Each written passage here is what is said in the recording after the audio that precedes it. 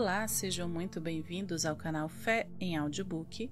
Eu sou Dani Mendes e hoje trago para vocês a leitura de Uma Pergunta de Natal, sermão pregado na manhã de domingo, de 25 de dezembro de 1859, por Charles Haddon Spurgeon. Porque um menino nos nasceu, um filho nos foi dado. Isaías 9:6. Em outras ocasiões, expliquei a parte principal deste versículo. E o governo está sobre os seus ombros, e o seu nome será Maravilhoso Conselheiro, Deus Forte. Se Deus me permitir, em alguma ocasião futura, espero pregar sobre os outros títulos, Pai Eterno, Príncipe da Paz. Mas esta manhã, a porção em que poremos nossa atenção é esta: porque um menino nos nasceu, um filho se nos deu. A frase é dupla, porém, não contém nenhuma tautologia. O leitor cuidadoso logo descobrirá uma distinção. É uma distinção que mostra uma diferença, porque um menino nos nasceu, um filho se nos deu. Como Jesus foi um menino em sua natureza humana, nasceu gerado pelo Espírito Santo, nasceu da Virgem Maria. Nasceu como sendo verdadeiramente um menino, como qualquer outro homem que tenha vivido sobre a face da terra. Então, ele é em sua humanidade um menino nascido. Mas como Jesus Cristo é o Filho de Deus, não é nascido, mas dado, gerado por seu Pai desde antes de todos os mundos. Gerado, não criado, da mesma natureza que o Pai. A doutrina da eterna condição de Filho de Deus deve ser recebida como uma verdade indubitável da nossa santa religião.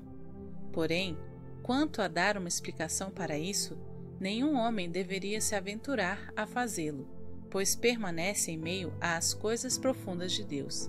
Na verdade, é um desses solenes mistérios que os anjos não se atrevem a examinar nem desejam esquadrinhar. Um mistério que não devemos tentar examinar a fundo, pois está totalmente fora do entendimento de qualquer ser finito. É o mesmo que um mosquito tentar beber o oceano, uma criatura finita tentar compreender o Deus eterno.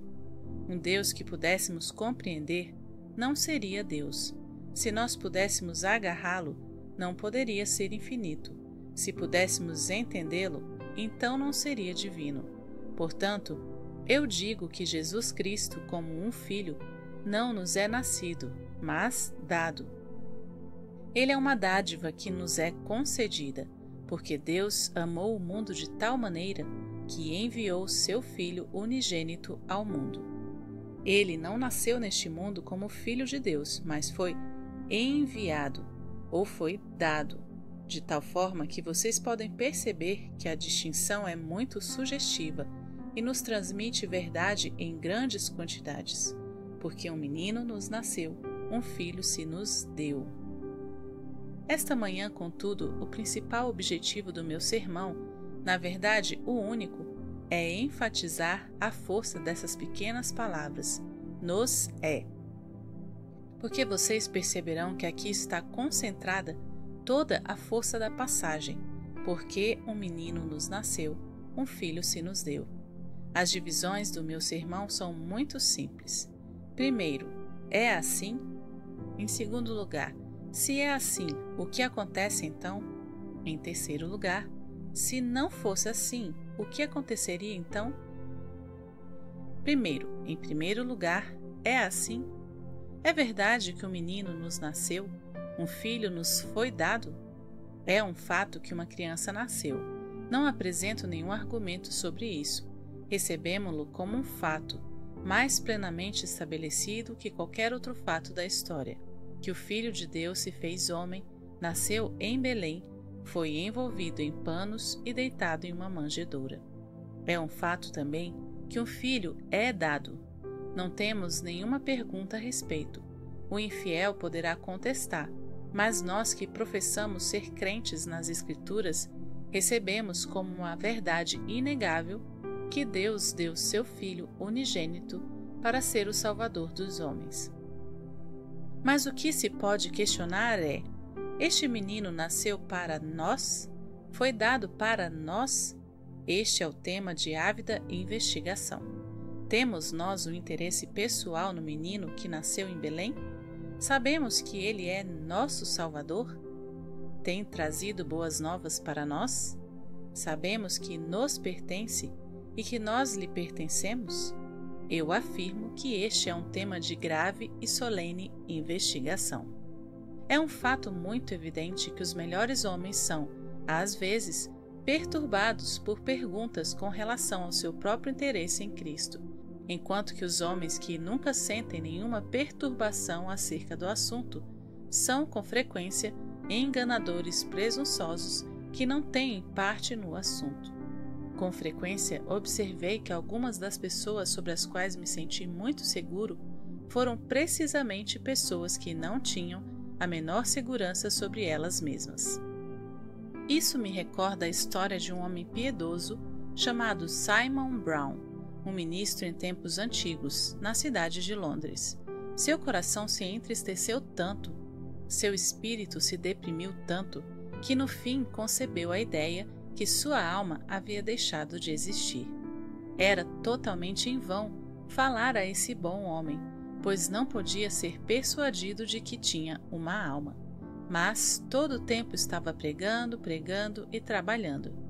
Mais a semelhança de um homem que tivesse duas almas em vez de nenhuma. Quando pregava, seus olhos derramavam abundantes lágrimas, e quando orava, havia um fervor divino e um predomínio celestial em cada petição. Agora, assim acontece com muitos cristãos. Parecem ser o próprio retrato da piedade. Sua vida é admirável e sua conversa celestial, mas sempre estão clamando. É um ponto que desejo conhecer e frequentemente causa ansioso pensamento. Amo o Senhor ou não? Pertenço-lhe ou não? Assim é que os melhores homens se fazem perguntas enquanto que os piores presumem. Oh, tenho visto homens sobre cujo eterno destino eu tenho sérias dúvidas, cujas inconsistências de vida eram palpáveis e flagrantes, que têm tagarelado com relação à sua segura porção em Israel e sua esperança infalível, como se eles acreditassem que outros seriam tão facilmente enganados como eles próprios. Agora, que explicação daremos para esta temeridade? Aprendamo-la da seguinte ilustração. Podem ver um grupo de homens cavalgando ao longo de um caminho estreito em um penhasco à beira-mar. É um passo muito perigoso, pois o caminho é abrupto e um tremendo precipício margeia o caminho ao lado esquerdo. Se uma das patas do cavalo resvalar, despencar-se-ia para a destruição. Vejam quão cautelosamente os cavaleiros avançam, quão cuidadosamente pisam os cavalos. Mas observem aquele cavaleiro, com que velocidade avança, como se corresse uma corrida de obstáculos com Satanás. Vocês levantam suas mãos ao alto em uma agonia de terror, tremendo porque a qualquer momento a pata de seu cavalo pode resvalar e se precipitar ao abismo. Vocês perguntarão, por que esse cavaleiro é tão descuidado? O homem é um cavaleiro cego que cavalga um cavalo cego. Não podem ver onde estão. Ele pensa que atravessa um caminho seguro e por isso cavalga tão rápido. Ou, para variar o quadro, algumas vezes, quando as pessoas dormem, se levantam e caminham, sobem em certos lugares onde outros nem pensariam aventurar-se. Alturas de vertigem que transtornariam nosso cérebro parecem seguras a elas. Assim, existem muitos sonâmbulos espirituais em nosso meio, que pensam que estão dispersos, mas não estão. Sua mesma presunção em se aventurarem aos altos lugares da confiança em si mesmos demonstra que são sonâmbulos. Não estão dispersos, são homens que caminham e falam em seus sonhos. Então, é realmente um assunto de sério questionamento para todos os homens que querem ser salvos, no fim saber se este menino nasceu para nós e se este filho é dado para nós. Agora, vou ajudá-los a responder à pergunta. 1. Se este menino que reside agora diante dos olhos de sua fé, envolto em panos na manjedoura de Belém, nasceu para vocês, então vocês nasceram de novo. Pois este menino não nasceu para vocês a menos que vocês tenham nascido para este menino. Todos os que têm um interesse em Cristo são, na plenitude do tempo, convertidos pela graça, revividos e renovados. Todos os redimidos não são, todavia, convertidos, mas o serão. Antes que chegue a hora de sua morte, sua natureza será transformada, seus pecados serão lavados e passarão da morte para a vida. Se alguém me disser que Cristo é seu Redentor, embora não tenha experimentado nunca a regeneração, esse homem expressa algo que desconhece. Sua religião é vã e sua esperança é um engano. Unicamente os homens que são nascidos de novo podem reclamar que o bebê nascido em Belém lhes pertence. Mas, dirá alguém, como posso saber se sou nascido de novo ou não? Respondam esta pergunta, fazendo por sua vez outra pergunta. Houve alguma mudança operada pela graça divina dentro de você? São seus amores totalmente o contrário do que eram antes? Odeia agora as coisas vãs que uma vez admirou e busca essa preciosa pérola que em um tempo depreciava? Foi seu coração inteiramente renovado em seus objetivos? Pode dizer que a propensão de seu desejo foi transformada? Vira seu rosto para Sião e seus pés estão no caminho certo, no caminho da graça? Enquanto seu coração, que antes ansiava os profundos sabores do pecado, anseia agora ser santo? E enquanto que antes amavas os prazeres do mundo, agora tornaram-se como desperdícios e escórias para você, pois só amas os prazeres de coisas celestiais e anseias gozar mais deles na terra, para que esteja preparado para gozar sua plenitude a seguir. Foi renovado internamente? Pois observa, meu querido leitor, o novo nascimento não consiste em lavar a parte exterior do copo e do prato, porém, na limpeza do homem interior. É totalmente em vão pôr a pedra sobre o sepulcro, lavá-lo até que fique extremamente branco e adorná-lo com as flores da estação. O sepulcro mesmo deve ser limpo. Os ossos do morto que jazem nesse ossuário do coração humano devem ser limpos. Não, devem ser revividos. O coração não deve ser mais uma tumba de morte, mas um templo de vida. Assim sucede consigo, leitor. Pois lembre, pode ser muito diferente no exterior, mas se não for transformado no interior, este menino não nasceu para você. Mas faço outra pergunta. Embora o principal assunto da regeneração se encontre no interior, sem dúvida se manifesta no exterior. Diga-me então, houve uma mudança em você no exterior? Pensa que outros que olham para você são forçados a dizer: este homem não é o que costumava ser? Acaso seus amigos não observam uma mudança? Não têm rido de você pelo que consideram ser hipocrisia sua, seu puritanismo, sua severidade?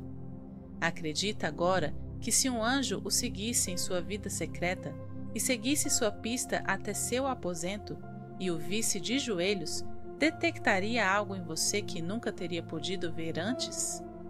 Pois, escuta, meu querido leitor, deve haver uma mudança na vida exterior, pois caso contrário, não há mudança no interior. Em vão me mostra a árvore e me diz que a natureza da árvore mudou.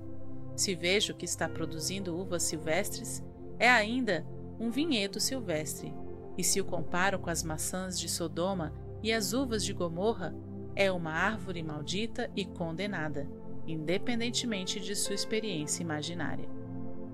A prova do cristão está na sua vida.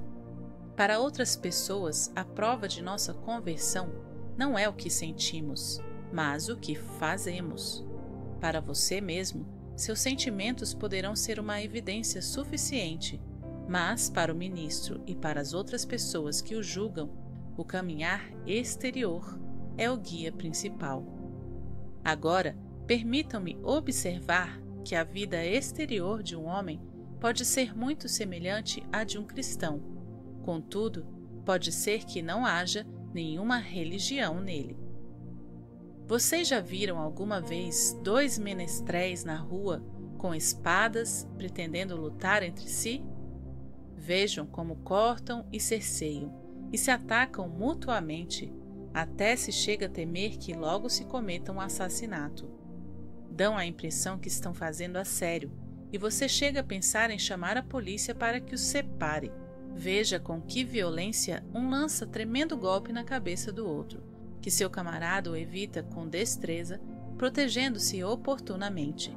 Só observá-los um minuto para perceber que todos esses cortes e investidas seguem uma ordem pré-estabelecida. A luta é fingida, depois de tudo. Não lutam tão ferozmente como fariam se fossem inimigos verdadeiros. Da mesma maneira, às vezes tenho visto um homem que parece estar muito irado contra o pecado. Mas basta observá-lo por um pouco de tempo para ver que é unicamente o truque de um espadachim. Não ataca espontaneamente, não há intenção em seus golpes, tudo é pretensão, é um mero teatro. Os espadachins, depois que terminam seu espetáculo, dão-se as mãos e dividem os ganhos que a multidão boquiaberta lhes proporcionou. E o mesmo faz este homem. Aperta a mão do diabo privadamente e os 2 enganadores compartilham os despojos. O hipócrita e o diabo são, depois de tudo, muito bons amigos e se regozijam mutuamente por seus ganhos. O diabo olhando maldosamente, porque ganhou a alma do que professa fé, e o hipócrita rindo-se, porque ganhou suas riquezas mal adquiridas. Cuidem, então, que sua vida exterior não seja uma mera encenação, mas que seu antagonismo contra o pecado seja real e intenso. Deem golpes à direita e à esquerda, como se verdadeiramente quisessem matar o monstro e jogar seus membros aos ventos do céu. Só vou fazer outra pergunta. Se nasceu de novo, há outra maneira pela qual você pode provar. Não só se transformou seu eu interno e seu eu externo também, mas a verdadeira raiz e o princípio da sua vida devem ser totalmente novos. Enquanto estamos em pecado, vivemos para o eu, mas quando somos renovados, vivemos para Deus. Enquanto não somos regenerados, nosso princípio é buscar nosso próprio prazer, nosso próprio avanço. Mas o homem que não vive com uma meta totalmente diferente a essa, não nasceu de novo verdadeiramente. Transformem os princípios de um homem e terão transformado seus sentimentos, terão transformado suas ações. Agora, a graça transforma os princípios de um homem. Coloca o machado na raiz da árvore. Não corta com serra algum galho grosso, nem tenta alterar a seiva, mas proporciona uma nova raiz e nos planta em um terreno novo. O eu mais íntimo do homem, as profundas rochas de seus princípios, sobre as quais descansa a superfície do terreno de suas ações, a alma de sua condição humana é inteiramente transformada e ele é uma nova criatura em Cristo. Mas, dirá alguém, não vejo nenhuma razão para que eu deva nascer de novo. Ah, pobre criatura! Isso é porque nunca viu a você mesmo. Você já viu um homem no espelho da palavra de Deus? Que estranho monstro é!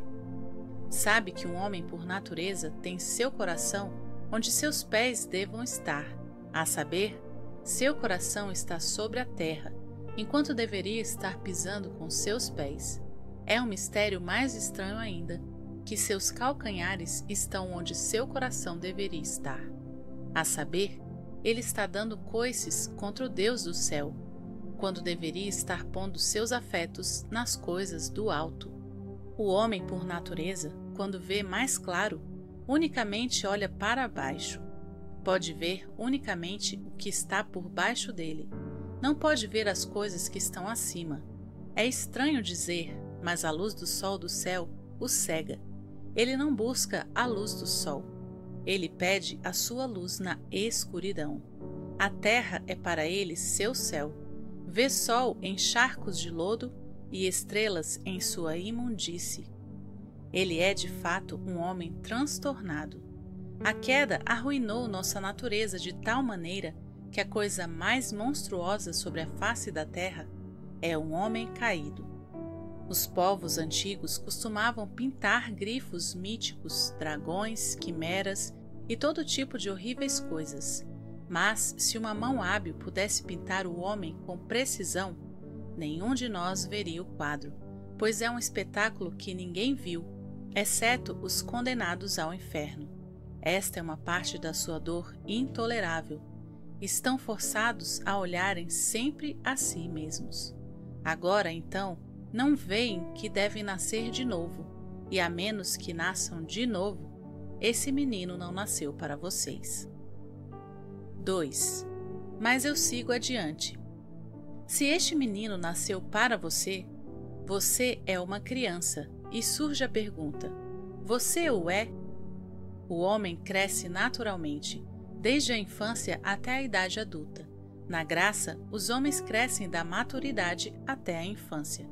Quanto mais nos aproximamos da verdadeira infância, mais nos aproximaremos da semelhança de Cristo.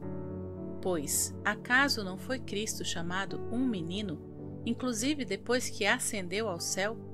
Teu santo Filho Jesus. Irmãos e irmãs, vocês podem dizer que voltaram a ser crianças? Aceitam a palavra de Deus tal como é, simplesmente porque seu Pai Celestial assim o disse? Contentam-se em crer nos mistérios sem exigir que os expliquem? Estão preparados para se sentarem na classe com as crianças e se converterem em pequeninos? Estão dispostos a serem sustentados no seio da igreja e mamar o leite sem adulteração da palavra, sem questionar nem por um instante o que seu divino Senhor revela, mas acreditando em tudo por sua própria autoridade, embora pareça estar sobre a razão ou abaixo da razão, ou inclusive contrário à razão? Agora, se não se converterem e se tornarem como crianças, este menino não nasceu para vocês, a menos que, como um menino, você seja humilde, ensinável, obediente, contente com a vontade de seu pai e desejoso de atribuir tudo a ele. Existe um sério motivo para questionar se esse menino nasceu para você. Mas que espetáculo tão agradável é ver um homem convertido e que tem se tornado um pequenino. Muitas vezes meu coração tem dado saltos de gozo quando vejo um gigante infiel que costumava argumentar contra Cristo, que não tinha em seu dicionário uma palavra suficientemente má para o povo de Cristo, chegar a crer no Evangelho pela graça divina. Esse homem se senta e chora e sente o pleno poder da salvação, e a partir desse momento deixa todos os seus questionamentos e se torna o oposto ao que era. Considera-se mais insignificante que o crente mais insignificante. Contenta-se em fazer o mais insignificante trabalho para a Igreja de Cristo e toma sua posição, não com Locke ou Newton, como um poderoso filósofo cristão, mas com Maria, como um simples aprendiz sentado aos pés de Jesus para ouvir e aprender dele. Se vocês não são crianças, então este menino não nasceu para vocês. 3. Agora, tomemos a segunda frase e façamos uma pergunta ou duas sobre ela. Este filho nos é dado a nós? Faço uma pausa por 1 minuto para pedir sua atenção pessoal.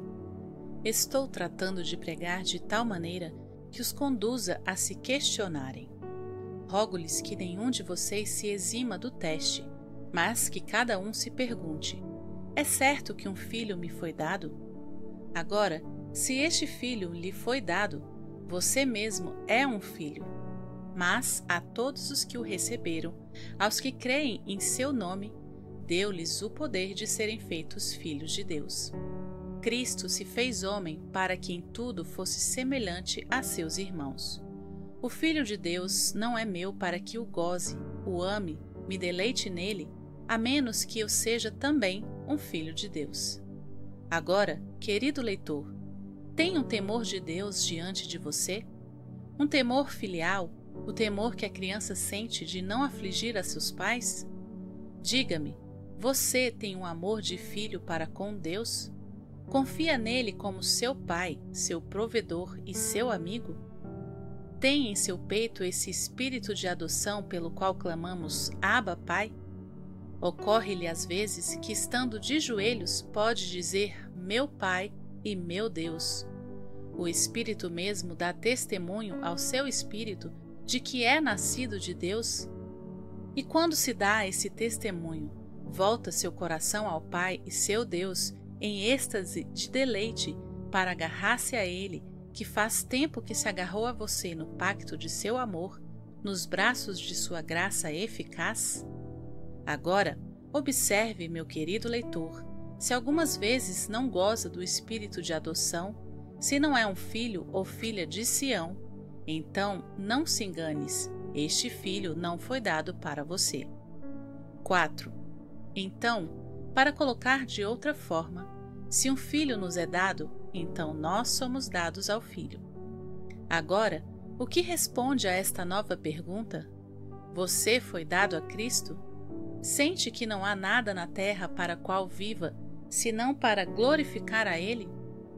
Pode dizer em seu coração, grandioso Deus, se não estou enganado, eu sou inteiramente seu? Está preparado hoje para escrever de novo seu voto de consagração? Pode dizer, toma-me, tudo que sou e tudo que tenho será para sempre seu. Quero renunciar a todos os meus bens, a todos os meus poderes, a todo o meu tempo e a todas as minhas horas. Quero ser seu, inteiramente seu. Não sois vossos, porque foram comprados por preço. Se este Filho de Deus lhes é dado, consagrem-se plenamente a Ele. Vocês sentirão que honrar a Deus é o objetivo de sua vida, que a glória de Deus é o grande desejo de seu espírito ansioso. Agora, é assim, leitor? Faça essa pergunta a você mesmo. Rogo-lhe que não engane a você mesmo na resposta. Apenas vou repetir as 4 provas diferentes. Se o menino nasceu para mim, então nasci de novo. E mais, em consequência desse novo nascimento, sou uma criança. Se ainda um filho me foi dado, então sou um filho, e também eu sou dado a esse filho que me foi dado a mim.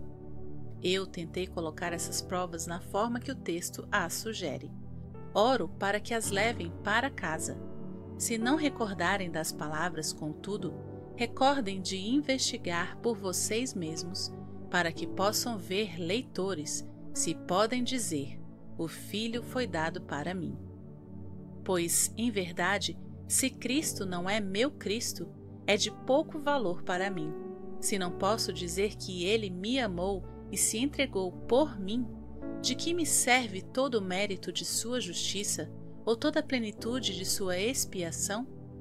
O pão na padaria está bem, mas se estou faminto e não posso obtê-lo, morreria de fome, embora os celeiros estejam repletos. A água no rio está bem, mas se estou em um deserto e não posso alcançar o arroio, se posso ouvir seu murmúrio à distância e estou deitado e moribundo de sede, o murmúrio do riacho ou o fluir do rio ajudam a me atormentar ante ao inalcançável, enquanto morro em uma negra desesperança. Melhor seria para vocês, leitores, morrerem como rotentotes. Rotentotes é uma designação de uma família de grupos étnicos existentes na região sudeste da África.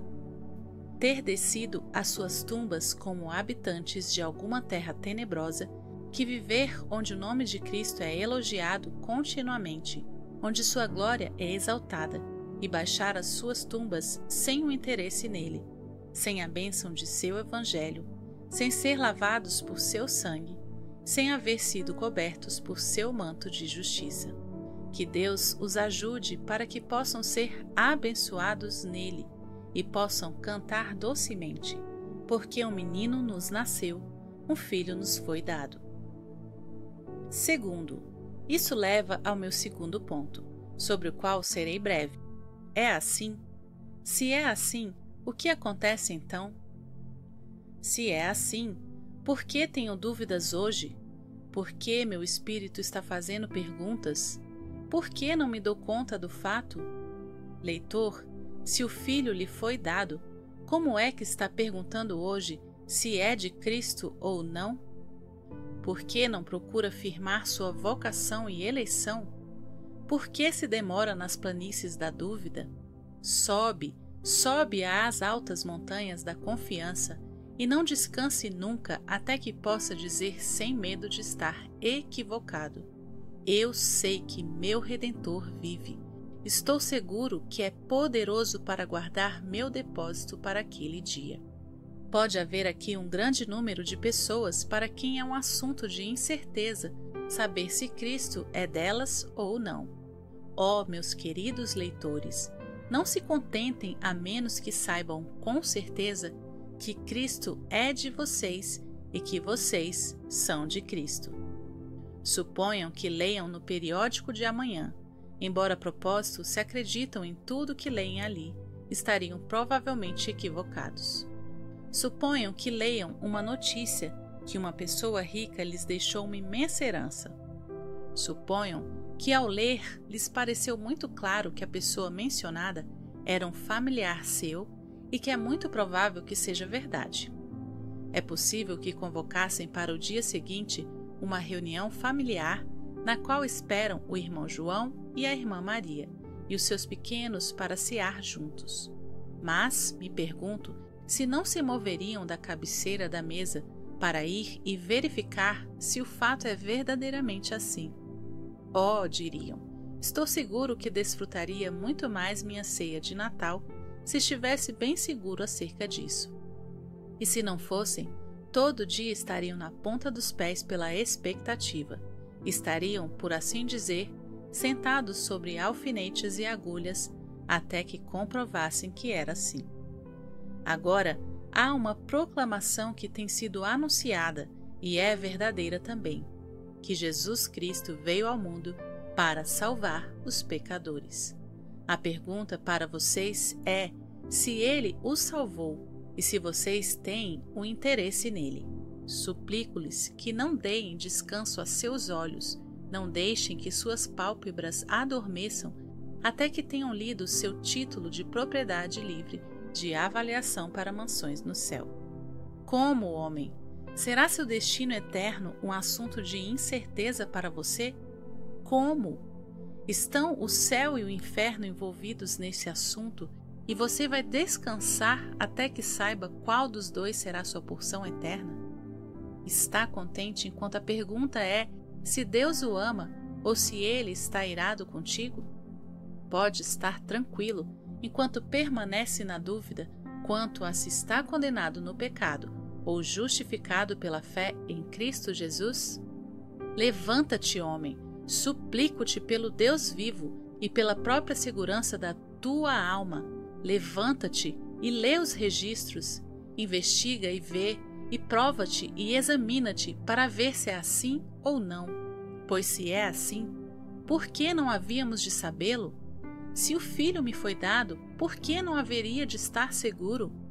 Se o menino nasceu para mim, por que não haveria de sabê-lo com certeza para poder viver desde agora com o gozo de meu privilégio, um privilégio cujo valor nunca conhecerei plenamente até que chegue na glória?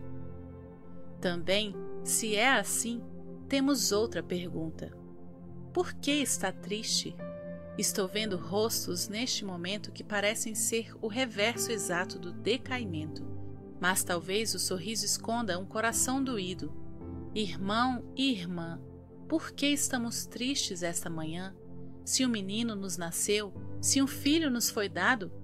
Escutem o grito, isto é chegada a colheita, É chegada a colheita. Vejam as donzelas dançando e os jovens desfrutando. E por que este júbilo? Porque estão armazenando os preciosos frutos da terra, estão reunindo em seus celeiros o grão que pronto será consumido. Então, irmãos e irmãs, temos o pão que permanece para a vida eterna e somos infelizes? O mundo se alegra quando seu alimento abunda, e não nos regozijamos quando um menino nos nasceu, um filho nos foi dado? Escutem, que significa que disparem as armas da torre? Por que todo este soar de sinos nos campanários das igrejas, como se toda Londres estivesse fora de si de alegria? Nasceu um príncipe. Por isso existe esta saudação, por isso este repicar de sinos. Ah, cristãos, toquem os sinos de seus corações e disparem as saudações de seus mais alegres hinos, porque um menino nos nasceu, um filho nos foi dado. Dança, ó coração meu, e repique os sinos de alegria. Vocês, gotas de sangue de minhas veias, dancem cada uma de vocês. Ó, que todos os meus nervos se convertam em cordas de harpa, e que a gratidão as toque com dedos angélicos. E você, língua minha, grita, grita em louvor a ele, que disse: um menino nos nasceu, um filho nos foi dado. Enxugue essa lágrima, vamos, deixe de suspirar, calem esse murmúrio. Que importa sua pobreza? Um menino lhe nasceu. Que importa sua enfermidade? Um filho lhe foi dado. Que importa seu pecado? Pois este menino removerá o pecado, e o filho o lavará e o fará idôneo para o céu. Se assim é, eu digo: elevem os corações, elevem as vozes, regozijem-se com estrondo, santos, regozijem-se. Porém, uma vez mais, se é assim, por que nossos corações estão tão frios? E por que fazemos tão pouco por Ele, que tem feito tanto por nós? Jesus, Tu és meu. Sou salvo? Como é que te amo tão pouco? Por que é que quando prego não faço com maior ousadia, e quando oro não sou mais intensamente fervoroso? Por que é que damos tão pouco a Cristo que se deu a si mesmo por nós? Por que é que servimos tão tristemente a quem nos serviu tão perfeitamente? Ele se consagrou inteiramente. Por que é que nossa consagração é falha e parcial? Continuamente estamos oferecendo sacrifícios ao eu e não a Ele. Ó amados irmãos, submetam-se neste dia. O que vocês têm no mundo?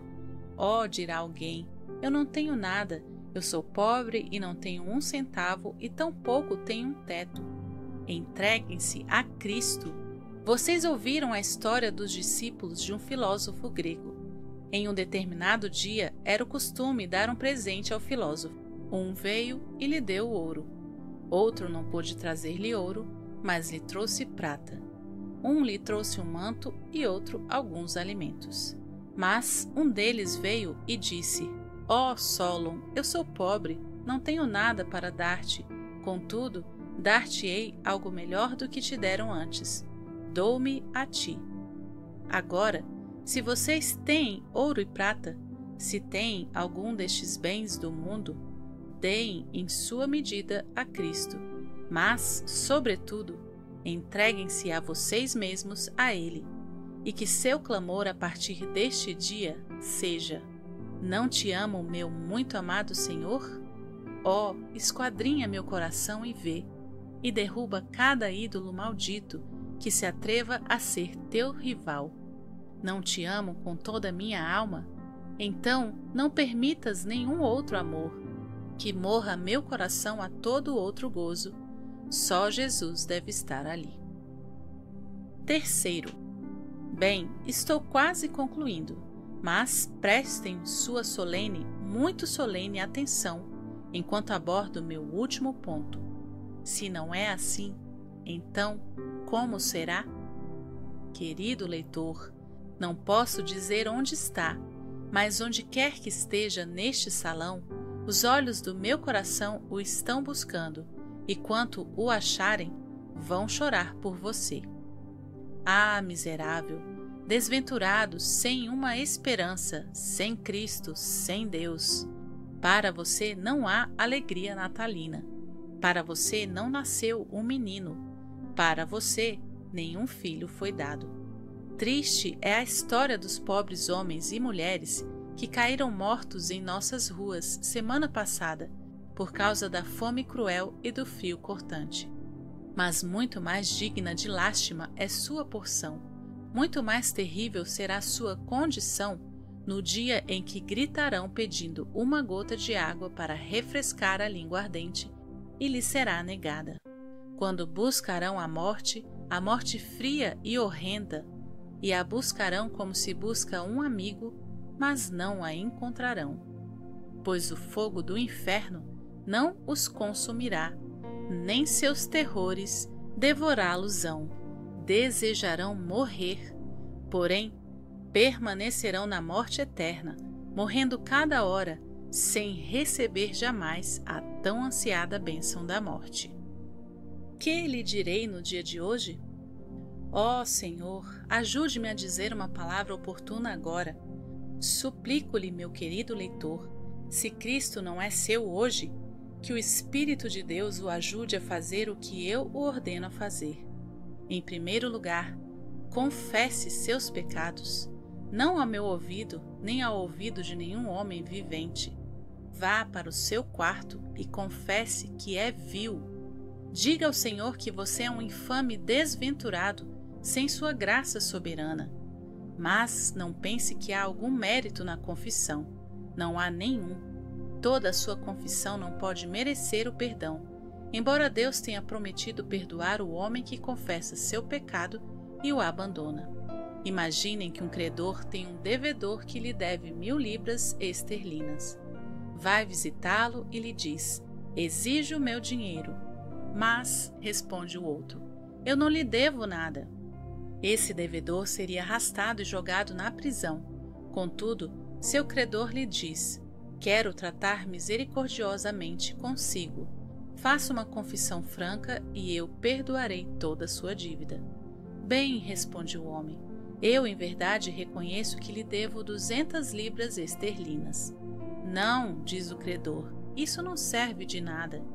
Bem, senhor, eu confesso que lhe devo 500 libras esterlinas, e gradualmente chega a confessar que lhe deve 1.000 libras esterlinas. Há algum mérito nesta confissão? Não, mas, ainda, vocês poderão ver que nenhum credor pensaria em perdoar uma dívida que não seja reconhecida. É o mínimo que vocês podem fazer, reconhecer seu pecado. Embora não haja nenhum mérito na confissão, contudo, fiel à sua promessa, Deus lhe outorgará o perdão por meio de Cristo. Isso é um conselho. Rogo-lhes que aceitem. Não o joguem aos ventos. Não se descartem dele tão logo saiam de Exeter Hall. Guardem-no com vocês e que este dia seja um dia de confissões para muitos de vocês. Mas também, depois que tenham feito uma confissão, suplico-lhes que renunciem ao eu. Têm estado descansando, talvez em alguma esperança que se farão melhores a vocês mesmos e que assim alcançarão a salvação. Rejeitem essa imaginação enganosa. Vocês têm visto o bicho da seda. Tece, tece, tece, e logo morre ali onde teceu seu sudário. Suas boas obras não estão senão tecendo um manto para suas almas mortas. Não podem fazer nada por meio de suas melhores orações, de suas melhores lágrimas ou de suas melhores obras, para merecer a vida eterna. Vamos, o cristão que é convertido a Deus, dir-lhes-á que não podem viver uma vida santa por si mesmo. Se o barco no mar não pode dirigir-se a si mesmo corretamente, creem vocês que a madeira que está no estaleiro pode se montar sozinha para se converter em um barco e logo se postar ao mar e navegar aos Estados Unidos? Contudo, Isso é o que precisamente vocês imaginam. O cristão que é a obra de Deus não pode fazer nada. Contudo, você pensa que pode fazer algo. Agora, abandona o eu. Que Deus o ajude a anular cada ideia do que você pode fazer. Logo, finalmente, peço a Deus que os ajudem nisto, meus queridos leitores, quando tenha confessado seus pecados e tenha abandonado toda esperança de salvação própria. Vá ao lugar onde Jesus morreu em agonia. Vá então meditar sobre o Calvário. Ali está pregado. É a cruz localizada no centro das três. Parece-me que o vejo agora. Vejo seu pobre rosto magro e seu semblante mais desfigurado que o de qualquer outro homem. Vejo as gotas de sangue vermelho que todavia permanecem em suas têmporas traspassadas, sinais desta áspera coroa de espinhos. Ah, vejo seu corpo desnudo, desnudo para sua vergonha. Podemos contar cada um de seus ossos. Vejam ali suas mãos rasgadas pelo duro ferro e seus pés destroçados pelos cravos. Os cravos rasgaram amplamente sua carne. Ali está agora não somente o orifício que abriu o cravo, mas o peso de seu corpo caiu sobre seus pés. Os ferros estão rasgando toda a sua carne.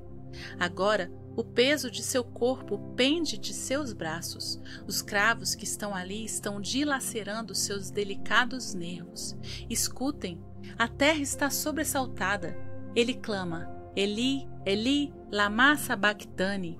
Ó pecador, houve alguma vez um grito parecido? Deus o abandonou. Seu Deus cessou de abundar em graça a ele. Sua alma está muito triste, até a morte. Mas, escute outra vez. Ele clama: tenho sede. Deem-lhe água, deem-lhe água. Vocês, mulheres santas, deem-lhe de beber. Mas não. Seus assassinos torturam-no. Eles põem em sua boca vinagre com fel, o amargo com o azedo, o vinagre e o fel. Por último, ouça, pecador, pois aqui está a sua esperança. Vejo que inclina sua desfigurada cabeça. O Rei do céu morre. O Deus que fez a terra se fez homem. O homem está a ponto de expirar. Escute. Ele clama: está consumado, e entrega o Espírito. A expiação está terminada. O preço foi pago. O sangrento resgate foi contado. O sacrifício foi aceito. Está consumado. Pecador, crê em Cristo. Lance-se nele. Se você afunda ou nade, toma-o para que seja seu tudo em tudo. Abrace com seus braços trêmulos esse corpo sangrando. Sente-se aos pés dessa cruz e sinta sobre você as gotas do precioso sangue. E quando saírem daqui, que cada um diga em seu coração: um verme culpado, débil, indefeso, caio sobre os braços amáveis de Cristo. Ele é minha fortaleza e minha justiça, meu Jesus e meu tudo. Que Deus lhes conceda graça por Jesus Cristo, para que o façam. Que a graça de nosso Senhor Jesus Cristo, o amor de Deus e a comunhão do Espírito Santo estejam com todos vocês para sempre. Amém e amém. Louvado seja o nome do Senhor. Eu oro para que vidas sejam resgatadas do império das trevas para o reino do Filho do seu amor. Se você não teve um encontro verdadeiro com Cristo, eu oro para que Ele o visite agora, que você se arrependa dos seus pecados e entregue sua vida verdadeiramente a Cristo. Tenha um Feliz Natal, que Deus te abençoe e até a nossa próxima leitura.